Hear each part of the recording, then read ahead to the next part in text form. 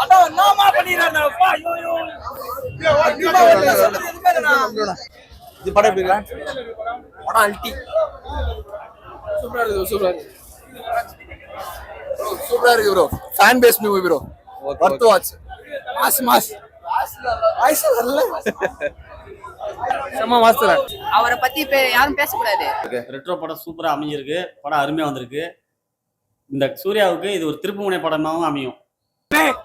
எல்லாருமே பாக்கலாம் bro. Family audience ஆன படம். ஐயோ வேற மாதிரிங்க இந்த படம். எவனா நல்லா இல்லைன்னு சொல்லுங்க, அவனை அடிக்கலாம் போயிட்டு. என்ன ப்ரோ படம் சூப்பரா இருந்துச்சு ப்ரோ. தொண்டை கட்டிக்கிச்சு ப்ரோ, பேச முடியல. ஃபேமிலி சப்ஜெக்ட் தான். ஃபேமிலி சப்ஜெக்ட் வந்து கரெக்டான வேல வந்து எப்படி ப்ரெசென்ட் பண்ணிட்டாப்ல. அந்த ப்ரெசென்டிங் வந்து பாத்தீங்கன்னா வந்து யாருனாலுமே பண்ண முடியாது.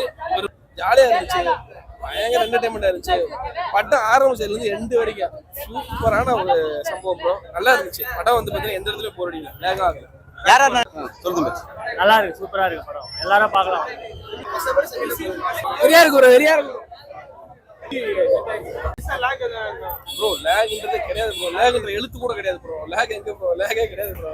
அதான் சொல்றேன்ல, இப்படி ஒரு படத்தை எடுக்கணும்னா அதான் சொல்றேன்ல 2010-11 வந்து இந்த படம் வந்து பாத்தீங்கன்னா வந்து இன்னொரு 10 வருஷத்துக்கு பேசப்படும். எப்படியா இருக்கு இது மாதிரி வந்து உண்மையா சொல்றேன்.